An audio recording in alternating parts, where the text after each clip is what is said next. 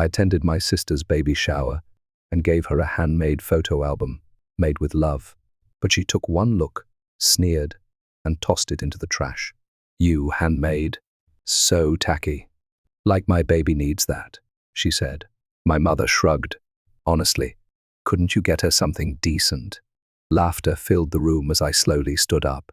My sister had no idea what was inside that album.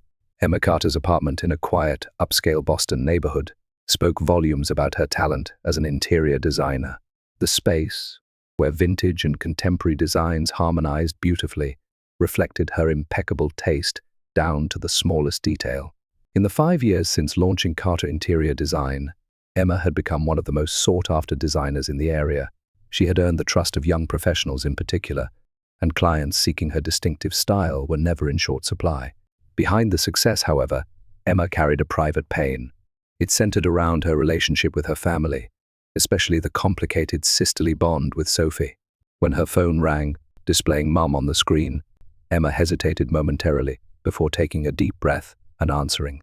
Finally, you pick up. Laura's voice carried its usual impatience. Did you receive the invitation to Sophie's baby shower? Yes, it arrived yesterday. Emma gazed at the pale pink invitation sitting on her windowsill. Of course I'm planning to attend. That's good. Sophie was worried you might not come, Laura said. Emma smiled wryly.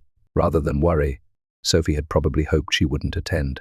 Their relationship had been complicated since childhood, and the divide had deepened since their father's sudden death from a heart attack. What gift are you thinking of giving? Laura's question carried its customary testing tone. I haven't decided yet. My goodness, it's less than 2 weeks away. Sophie and James have nearly finished preparing the nursery. Laura's words contained an implicit comparison. James is so generous. He brought in a special designer from New York to create the most luxurious baby room you can imagine. Emma listened in silence. Sophie's husband, James Thompson, was a young executive at a rapidly growing real estate development company on the East Coast. Their wedding had been the talk of local society and featured in magazines.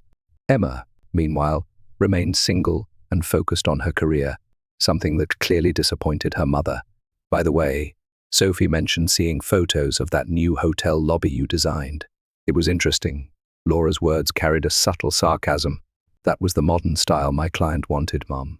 It was very well received, Emma replied calmly. I suppose young people's tastes are changing, Laura said, but classic beauty has timeless value. Oh, and have you heard about the lakeside cottage Sophie's been dreaming of?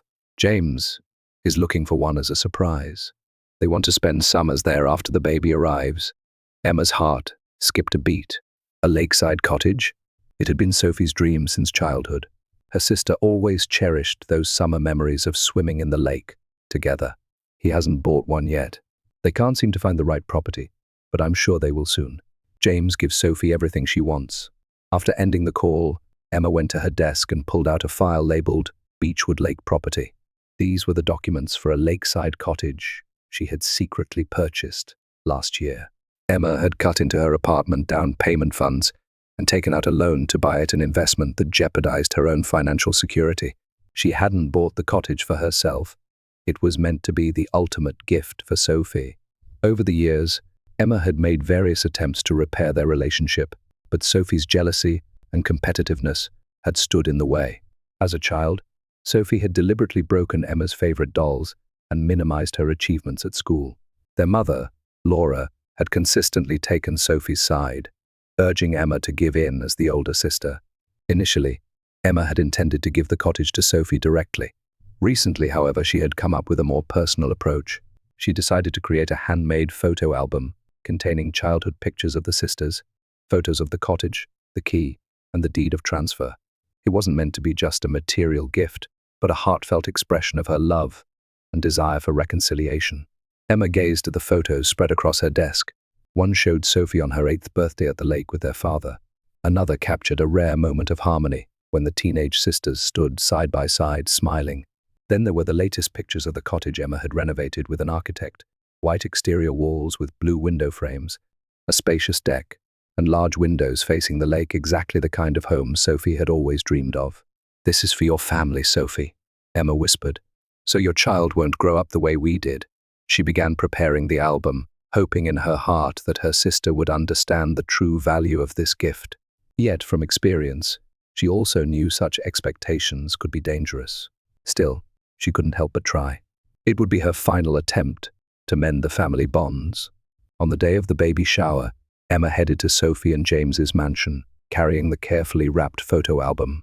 Inside the handmade album were photos of the sisters' memories, beautiful pictures of the lakeside cottage, and most importantly, the contract and key. As she drove, her heart was filled with both anticipation and anxiety.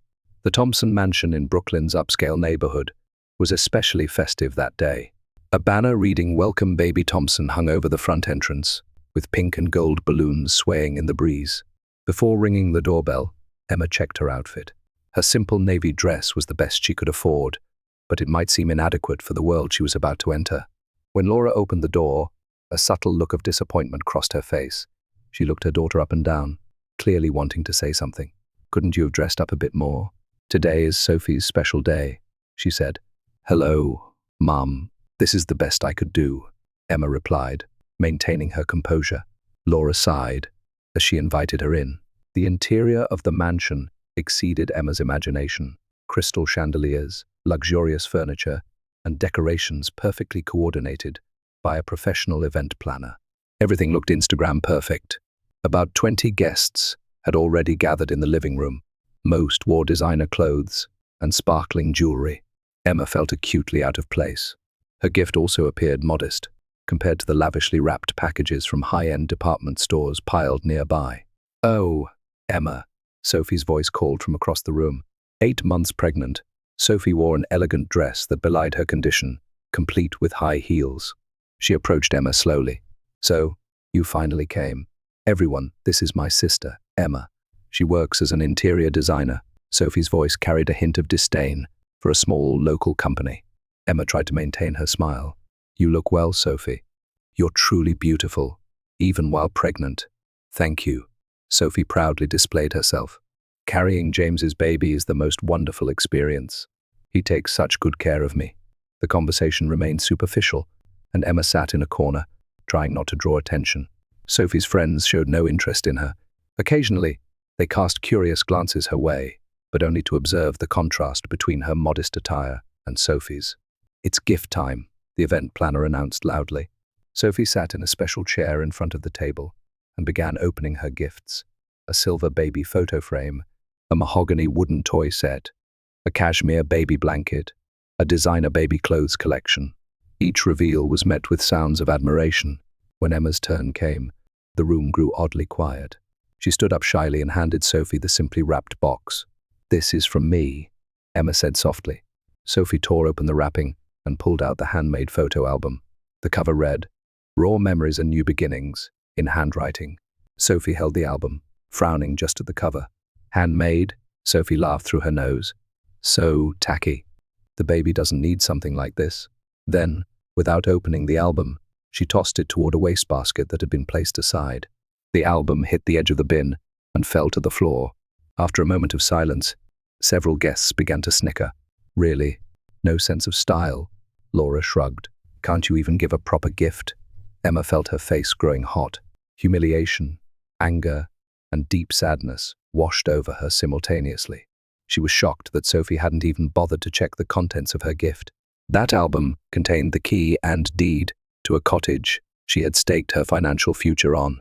"If that's how you feel," Emma said quietly. She slowly stood up and picked up the album from the floor. For a moment she considered opening it to show Sophie the truth, but she decided that wouldn't be appropriate for this setting. "Congratulations, Sophie. I sincerely wish happiness for you and your baby." With those words, Emma quietly left the room. Behind her, the laughter and conversation resumed. Her absence would hardly be noticed. In the entrance hall, she passed one of the catering staff. The young woman gave her a sympathetic look. "Are you okay?" she asked in a low voice. Emma forced a smile. "Yes, I'm fine. Thank you. That was a lovely album," she said sincerely. "To throw it away without even opening it." Emma nodded gratefully. "You're Rachel, right? I designed your catering company's website before." "Yes, you remembered," Rachel responded happily. "You did wonderful work. Our business has been growing rapidly thanks to you." Emma showed her first genuine smile. I'm glad to hear that. Keep up the good work. On her way home, Emma gripped the steering wheel tightly as she thought. Her gift hadn't reached Sophie, but perhaps that was for the best. Maybe this cottage should become a new beginning for Emma herself. Arriving home, Emma quietly placed the album on her table. The photos of the lakeside cottage beautifully reflected the light. I haven't decided yet, she whispered softly, whether I should tell Sophie the truth. A week later, Sophie was relaxing on her sofa at home. James was away on business, and she was enjoying some quiet time alone. Though her morning sickness had subsided and her energy returned, her growing belly made movement cumbersome. The doorbell rang, and Sophie checked the monitor curiously.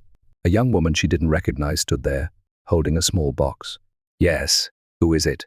Sophie asked through the intercom. Express delivery. I have a package from Miss Emma Carter, came the reply. Sophie was surprised. A package from Emma? She hadn't contacted her sister since the baby shower. After that embarrassing incident, she had assumed Emma would be angry, so a gift from her was unexpected. One moment, please. Sophie disabled the security system and walked to the entrance. Opening the door, she realized it was Rachel. You're from that party? Yes, Rachel Martin, she smiled politely. My catering company had our website designed by Emma, and she specially asked me to deliver this to you. Sophie accepted the box with confusion. It wasn't very heavy, just slightly larger than the handmade album from the baby shower. A message from Emma. Rachel handed her a small card. Take care. After Rachel left, Sophie returned to the living room with the box. The card had only, to Sophie, for the beginning of your new life, written in her sister's handwriting. Sophie opened the box with a twinge of guilt. Inside was that same photo album she had discarded at the shower. Sophie frowned. Was this Emma's way of making her feel bad? For a moment, she considered throwing it away again, but something held her back. I might as well look at it, she said reluctantly. Sophie opened the album. The first page read memories and featured childhood photos of the sisters. Sophie felt nostalgic as she turned the pages. Family photos when their father was still alive, pictures from writing lessons they took together, teenage birthday parties. The next page contained photos of Beechwood Lake they had visited as children. This lake, Sophie whispered. She remembered the happy summer memories from childhood. She recalled how she'd always said, when I grow up, I want a house by the lake, and how often she'd mentioned it to James. Turning the page, she suddenly saw photos of a beautiful, unfamiliar lakeside cottage, white exterior walls with blue window frames, a spacious deck, and large windows facing the lake. It was exactly the kind of house she had dreamed of. This is. The next page contained real estate purchase documents and a key to the house. The contract clearly stated owner, Emma Carter, but a handwritten note read, to Sophie, the lake house you've always dreamed of. Congratulations on your new beginning. Sophie's hands began to tremble. Was this real? She checked the date on the contract. It was from last year. Emma had purchased this house a year ago and had tried to give it to her at the baby shower in that album that Sophie had thrown away without even looking inside. The room seemed to spin. Sophie sank deep into the sofa, feeling her baby move. Tears welled up in her eyes. For years, she had looked down on Emma, been jealous of her, and sometimes deliberately hurt her. And now, Emma had tried to fulfill her greatest dream. With shaking hands, Sophie picked up her phone and dialed her mother's number. Mom, I did something terrible, she said through tears. Sophie, what's wrong? Is the baby okay? Laura's voice was filled with concern. The baby's fine. I was awful, Sophie stammered, as she explained the album's contents and what had happened at the baby shower. On the other end of the line, Laura fell silent. Mum, I was. Laura's voice was small. I was awful too. We shouldn't have treated Emma that way. Mother and daughter shared a long silence over the phone. Both were reflecting on their attitudes toward Emma. I need to call Emma, Sophie said urgently. I need to apologize. She immediately dialed Emma's cell number, but the call went to voicemail. Emma, it's me.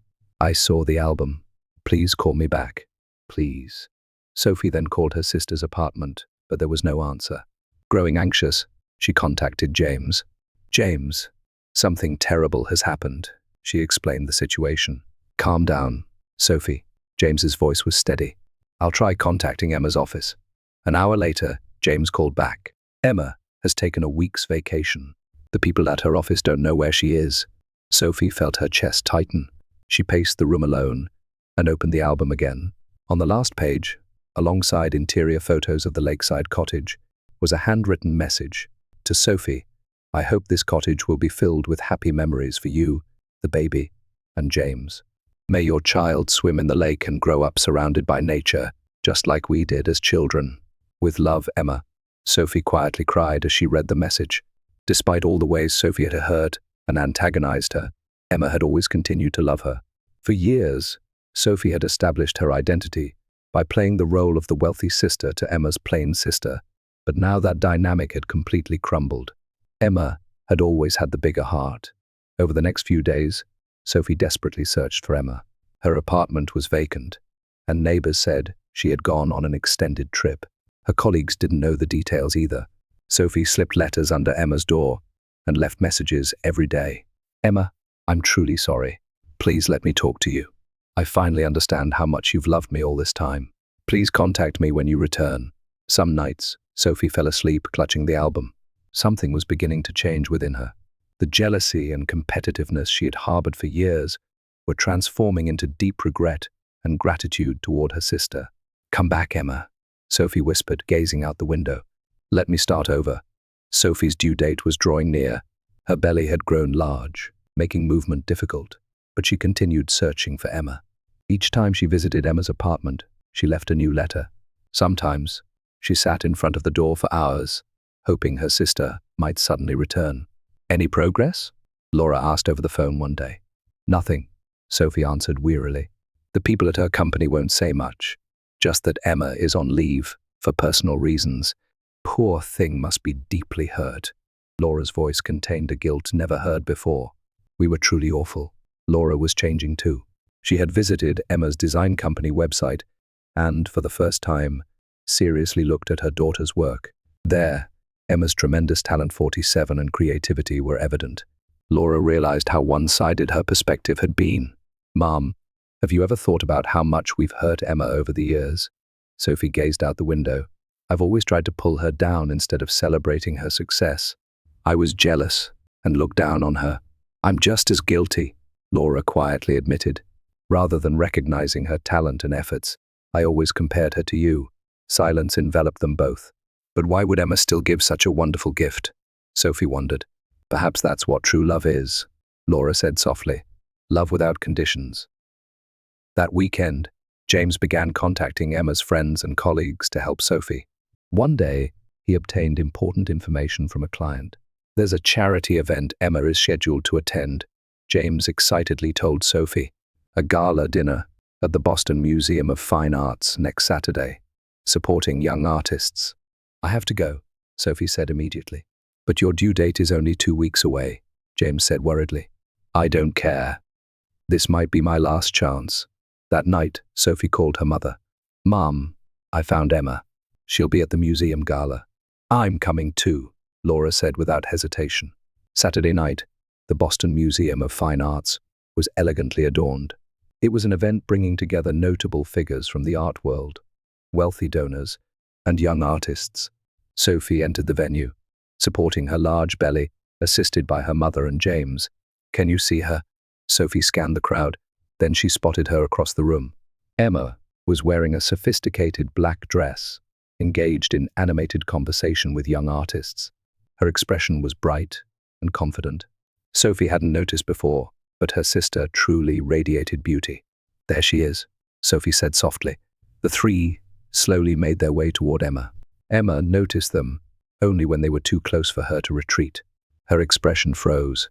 Emma, Sophie called with a trembling voice. For a moment, Emma seemed to have an impulse to flee, but there were many people around. She took a deep breath and regained her composure. Sophie, Mom, James, she said calmly. I didn't expect to see you here. Please, let me talk to you, Sophie pleaded. This isn't the appropriate place. Emma looked around. My clients are here. Please, Emma, just 5 minutes. Emma considered briefly, then nodded slightly. In the lobby, the four left the event hall and moved to the quieter lobby. Emma stood with her arms crossed, taking a defensive posture. Sophie did something unexpected. She suddenly knelt before Emma. Emma was surprised and tried to support her, given her large belly. What are you doing? Stand up. I won't, Sophie said through tears. Emma, I've been the worst sister. I never appreciated your kindness and constantly hurt you. I saw the album. I understand everything about the lake house now. Such a wonderful gift, and I trampled on it. Emma's expression wavered. It was clear she was trying to hold back her own tears. Me too, Laura stepped forward. I was a terrible mother. I never properly valued your talent or efforts, always comparing you with Sophie. Now I see how special and talented you are. Emma stood speechless. Perhaps she had dreamed of this moment for years, but now that it was reality, she seemed unsure how to respond. Please give us another chance, Sophie begged. Let us start over as a family. After a long silence, Emma quietly said, I sold the cottage. The color drained from Sophie's face. You sold it? Yes, Emma said calmly. After you threw away the album like that, I thought it was for the best. Sophie looked devastated. Her guilt deepened. Not only had she trampled on her sister's gift, but she had also forever lost the opportunity to make amends. But that's not important anymore, Sophie said in a small voice. What I want isn't the house. It's you, sis you and our healed relationship. Emma's expression softened. Really? Really, Sophie answered sincerely. I've always been showy, surrounded by material things, but that was to fill my own emptiness. You were different. You always knew what truly matters. Laura nodded through her tears. We may not deserve to ask for forgiveness, but could you give us one more chance? Emma covered her face with both hands and took a deep breath. For a long time, she was silent. When she finally lowered her hands, her eyes showed determination. Trust isn't built in a day, she finally said. There's a process. Let's start with building trust. I'll do anything, Sophie said earnestly. Emma nodded slightly. Then let's begin, step by step. James's face showed relief. He placed his hand on his wife's shoulder, gently supporting her. Thank you, Emma. Sophie truly regrets what happened. I know, Emma said quietly. That's why I'm giving us another chance. That night, the four spent a long time in the museum cafe. They discussed painful memories, hidden feelings, and hopes for the future. It was a painful conversation, but also the beginning of healing. Sophie and her mother apologized repeatedly and pledged to repair their relationship with Emma. At the end of the evening, Emma gently approached Sophie and, for the first time, placed her hand on her belly. My niece or nephew, she said softly. Have you chosen a name? It's a girl, Sophie smiled. We're thinking of naming her Lily. That's a beautiful name. A warm smile spread across Emma's face. It was a genuine smile the family hadn't seen in a long time. Lily Thompson. It has a nice ring to it. 6 months later, snow gently covered the streets of Boston. In the living room of Emma's apartment, a small flame danced in the fireplace, casting a warm light throughout the room. The windowsill featured modest yet tasteful Christmas decorations, and the walls were adorned with works by local artists that Emma had selected. The doorbell rang, and Emma walked briskly to answer. Opening the door, she found Sophie, her mother Laura, and 5-month-old Lily. Merry Christmas. Emma smiled softly. Merry Christmas, sis. Sophie returned a sincere smile. In her arms was Lily, wrapped in a pink blanket. The baby looked up at Emma with big blue eyes. She's really starting to look like you, Laura said as she entered, carrying several small gift bags.